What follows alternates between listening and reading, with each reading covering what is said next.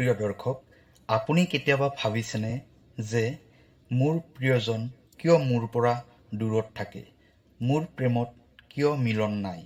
মই কিয় যাক ভাল পাওঁ, যাক প্ৰেম কৰোঁ, তেওঁ মোক হৃদয়ৰে কিয় স্বীকাৰ নকৰে?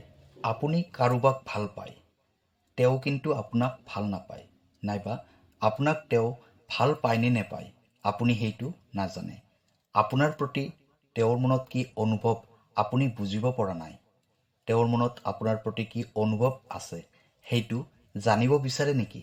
মাত্ৰ দুটা শব্দ ৰাতি শোৱাৰ আগত কৈ শুই যাব।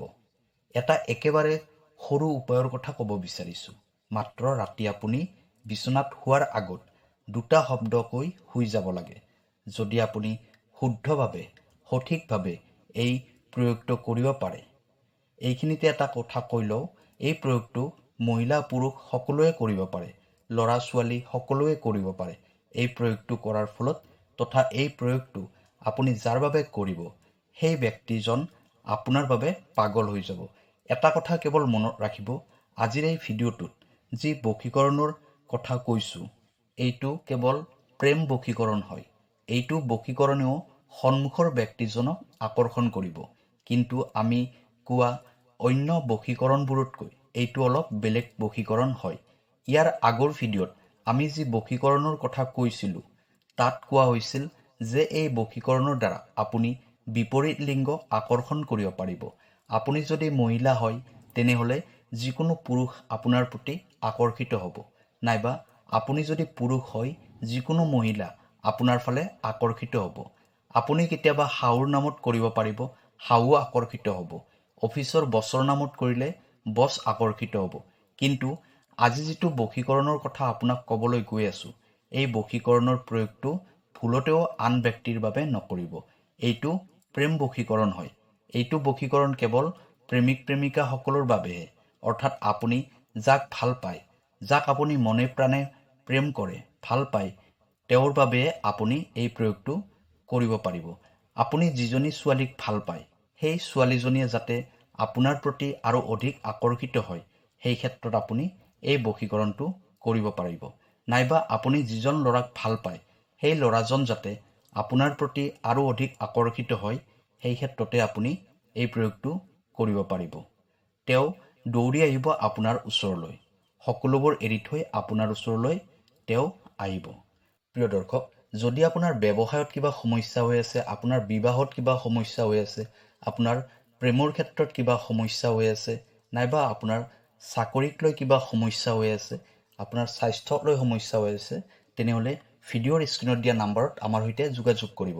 আমি আপোনাৰ সমস্যাসমূহ সমাধান কৰিবলৈ চেষ্টা কৰিম। ভিডিঅ'টো আপুনি শ্বেয়াৰ কৰি দিব আৰু কমেণ্টত লিখিব হৰ হৰ মহাদেৱ। এতিয়া আহিছোঁ ভিডিঅ'ৰ পৰৱৰ্তী অংশলৈ। আপুনি এই প্ৰয়োগটো কৰাৰ ফলত আপোনাৰ প্ৰেম, মৰম, ভালপোৱা সেই ব্যক্তিজনে স্বীকাৰ কৰি ল'ব। মনত ৰাখিব, ছোৱালীবোৰে যদি এই প্ৰয়োগটো কৰে তেনেহ'লে পাৰ্টিকুলাৰ এজন ব্যক্তিৰ বাবে তেওঁ এই প্ৰয়োগটো কৰিব পাৰিব, যাক তেওঁ ভাল পায়। ঠিক সেইদৰে ল'ৰাবোৰৰ ক্ষেত্ৰতো একেই। এজনী ছোৱালীৰ বাবে এই প্ৰয়োগটো কৰিব পাৰিব, অৰ্থাৎ এইটো প্ৰেম বশীকৰণ হয়। পাৰ্টিকুলাৰ লাভাৰ্ছৰ বাবে এই প্ৰয়োগটো সেইসকল ব্যক্তিও কৰিব পাৰে যাৰ ইতিমধ্যে বিবাহ হৈ গৈছে আৰু তেওঁলোকৰ মাজত প্ৰেম, মৰম, ভালপোৱাবোৰ কমি গৈছে। এই বশীকৰণটোত কেৱল এজন ব্যক্তিৰে নাম লিখিব পাৰিব, অৰ্থাৎ এই বশীকৰণটো প্ৰেমৰ সম্পৰ্কৰ ওপৰত হ'ব। এই বশীকৰণটো কেৱল প্ৰেমিক প্ৰেমিকাই কৰিব পাৰিব, নাইবা পতি পত্নীয়ে কৰিব পাৰিব, য'ত কেৱল প্ৰেম থাকিব। শাহু বোৱাৰীৰ ক্ষেত্ৰত এই প্ৰয়োগটো কৰিব নোৱাৰিব। অফিচৰ বছৰ বাবে এই প্ৰয়োগটো কৰিব নোৱাৰিব, তথা বেলেগ বিপৰীত লিংগৰ বাবে আপুনি এই প্ৰয়োগটো কৰিব নোৱাৰিব। দুটা এনেকুৱা শব্দ কম, যিকেইটা শব্দ কেৱল লিখাৰ লগে লগে ৰাতি শোৱাৰ আগতে কৰিব লগা এইটো সৰু প্ৰয়োগ। যি ব্যক্তিৰ আপুনি নাম লিখিব সেই ব্যক্তিক আপোনাৰ ওচৰলৈ আকৰ্ষণ কৰি লৈ আহিব। এইটো ইমান অদ্ভুত কিন্তু সহজ প্ৰয়োগ হয়, কিন্তু ইয়াৰ ফলাফলটো বহুত আচৰিত ধৰণৰ হ'ব। কেৱল এদিনতে আপুনি ইয়াৰ পৰিণাম, ইয়াৰ ফলাফল আপুনি পাই যাব। ইমান অদ্ভুত চমৎকাৰী প্ৰয়োগ হয় এইটো প্ৰেম বশীকৰণ। প্ৰিয় দৰ্শক, যদি আপুনি আমাৰ চেনেলটোত নতুনকৈ আহিছে তেনেহ'লে চেনেলটো ছাবস্ক্ৰাইব কৰি দিব আৰু ভিডিঅ'টো ভাল লাগিলে এটা লাইক কৰি দিব। এইটো ইমান শক্তিশালী উপায় হয়, আপোনাৰ লাইফ কমপ্লিট চেঞ্জ হৈ যাব। আজি যি উপায় ক'ব বিচাৰিছোঁ, এই উপায়টো সকলোৰে ক্ষেত্ৰত প্ৰয়োগ কৰিব নোৱাৰি। পাৰ্টিকুলাৰ এজন ব্যক্তিৰ ওপৰত এইটো প্ৰয়োগ কৰিব পাৰি। যাৰ নাম লিখিব, সেই ব্যক্তি আপোনাৰ প্ৰেমত পাগল হৈ আপোনাৰ ওচৰলৈ আহিব। এটা কথা মনত ৰাখিব, যিকোনো নিগেটিভ চিন্তাধাৰা মনত ৰাখি এই প্ৰয়োগটো নকৰিব। আপোনাক অনুৰোধ জনাইছোঁ, ভুলতো নকৰিব এনেকুৱা। কাৰোবাৰ প্ৰেমিকাই তেওঁক এৰি দি মোক প্ৰেম কৰক, কাৰোবাৰ স্বামীয়ে তেওঁক পত্নীক এৰি দি মোৰ ওচৰলৈ আহক। এনেকুৱা বেয়া চিন্তা যদি আপোনাৰ মন মস্তিষ্কত চলি আছে, তেনেহ'লে এই প্ৰয়োগটোৰ পৰা আপুনি দূৰত থাকিব। এই প্ৰয়োগটোৱে আপোনাৰ একো কামত নাহিব। এনেকুৱা বেয়া চিন্তাধাৰা যদি কাৰোবাৰ মন মস্তিষ্কত থাকে, পৰমাত্মাই তেওঁক শাস্তিও দিয়ে। এইটো কথা সদায় মনত ৰাখিব। সম্পূৰ্ণ শুদ্ধ বিচাৰধাৰাৰে পবিত্ৰ মনেৰে এইটো উপায় কৰক। আপুনি যাক ভাল পায়, প্ৰেম কৰে, তেওঁৰ বাবে কৰক। আপুনি যাৰ সৈতে বিবাহ হ'ব বিচাৰে, তেওঁৰ বাবে কৰিব। তেওঁ নিশ্চয় আপোনাৰ ওচৰলৈ আহিব আৰু আপোনাৰ সৈতে বিবাহ কৰিব।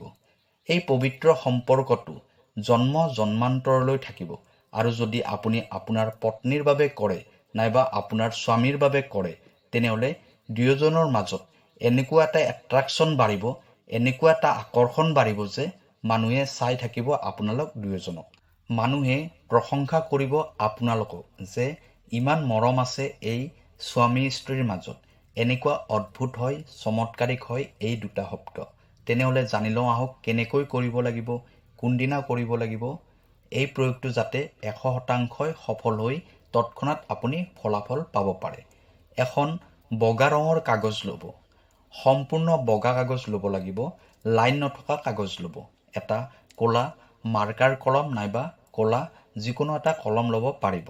যদি ক'লা কলম নাপায়, তেনেহ'লে ক'লা কাজল ল'ব। কলম লোৱাতকৈ মাৰ্কাৰ নাইবা কাজল ল'লে বেছি ভাল হ'ব, কাৰণ শব্দকেইটা যিমান ডাঙৰ ডাঙৰকৈ লিখিব, সিমানে ই ফলাফলটো সোনকালে দিব। আপুনি যিয়েই লয় কেৱল ক'লা ৰঙৰ ল'ব, বগা কাগজ ল'ব। এই প্ৰয়োগটো আপুনি শনিবাৰে ৰাতি 12 বজাত কৰিব লাগিব। 12 বজাৰ 10 মিনিটমান আগতে উপায়টো কৰিব আৰম্ভ কৰিব। 12 বজাত সমাপ্ত হ'ব লাগিব। প্ৰয়োগটো কৰাৰ আগত আপুনি স্নান কৰিব নালাগে।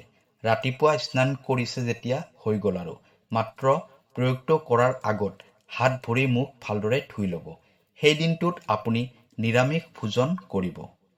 মনটো শুদ্ধ পবিত্ৰ কৰি ৰাখিব।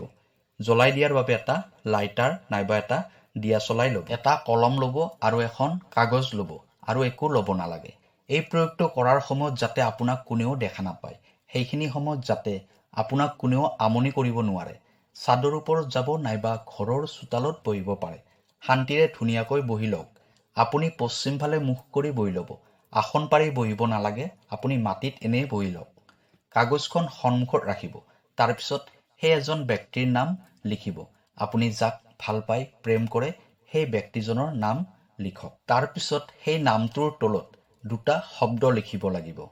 দুটা মেজিকেল শব্দ লিখিব লাগিব। দুটা যাদুৰ শব্দ লিখিব লাগিব। যি শব্দকেইটা মই এতিয়া ক'ব বিচাৰিছোঁ, আপুনি লিখিব লাগিব চিত্ত আকৰ্ষণ। এনেকৈ দুটা শব্দ লিখিব লাগিব ভিডিঅ'ৰ স্ক্ৰীণত দেখাৰ দৰে। চিত্ত আকৰ্ষণ।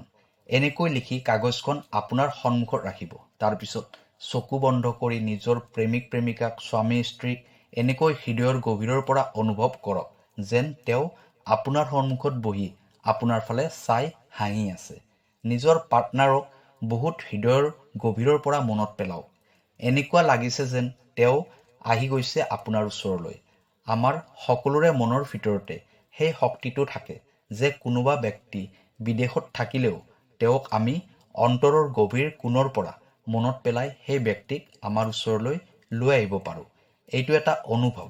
আপুনি অনুভৱ কৰি আছে যে তেওঁ আপোনাৰ ওচৰতে বহি আছে। এনেকুৱা হয়নে কেতিয়াবা আপোনাৰ লগত?